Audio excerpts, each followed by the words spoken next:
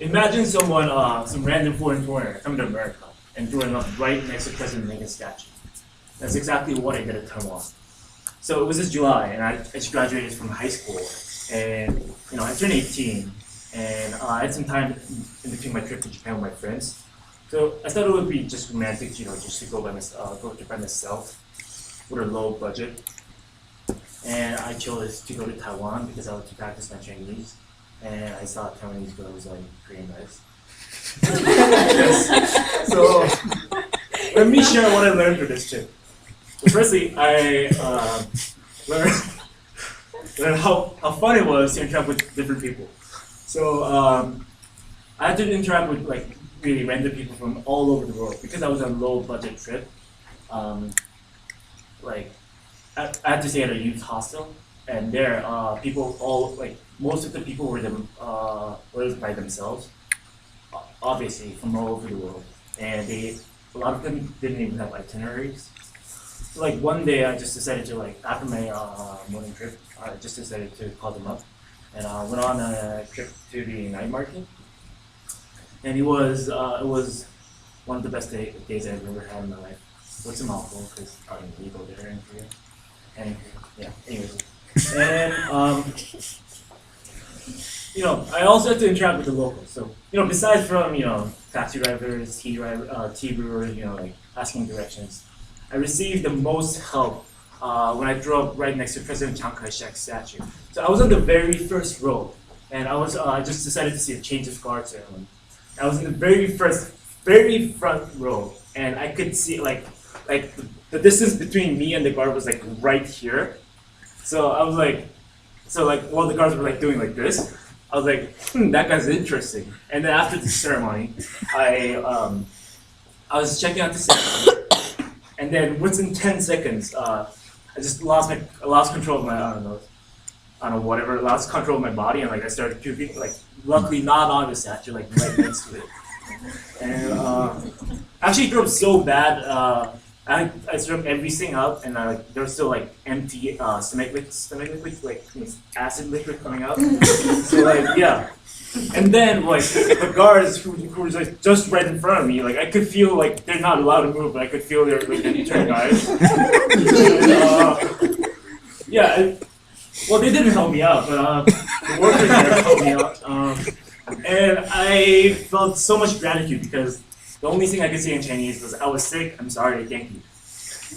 Yes. And secondly, I learned and gained independence and confidence. So I've been to different countries, I went on tours and stuff, but it was the very first time me going on a trip, taking charge by myself, So I had to deal with on top of those everyday situations, I also had to deal with when to fly, where to stay, what the typhoon hit the country.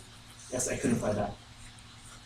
Yes, and I also had to go through some difficulties. So I actually brought my debit card from Korea, thinking that it would obviously work, and it did for 2 days for all the tourist destinations I've been. But one day I left my card at the youth hostel, so I just decided to use up all my cash. And after that day, I found out that nowhere accepts cash. Even convenience stores, and McDonald's, KFC. It just turns out Taiwan is that way. They just prefer cash. So I couldn't eat for 3 days. And until I heard there's this big bank right next to Central Station that I can, deposit money from a debit card. Yeah, because also I couldn't deposit money from my card because mine was a debit card, not a credit card. Yes, so after I deposited some money, I actually ordered 2 Big Macs. And because that was the only thing I could read in traditional Chinese characters. And, I think that probably would be the best McDonald's I'll ever have in my life. So good. Yeah. So in summary,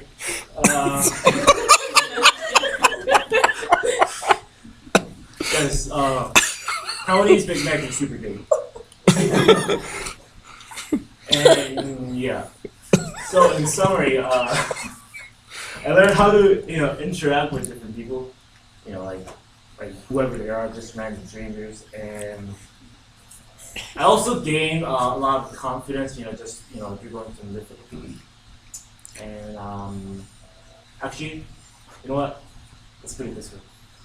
What I just said was super, super boring. So from now on, whenever I go to like a foreign country, I'll tell myself, hey, Daniel, don't panic and enjoy. You'll be able to get home super safe. Thank you for listening. Okay.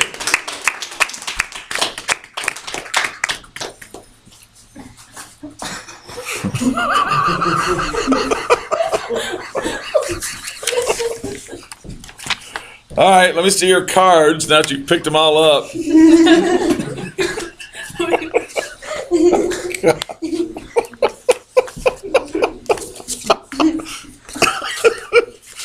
Oh, man. Holy moly. These aren't numbered or anything. Did you go with your color code or something?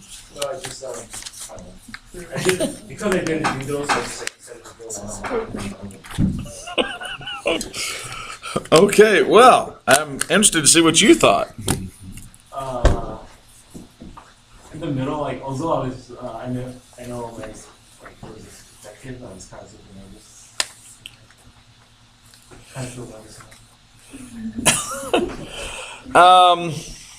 Let's see. Where do we start?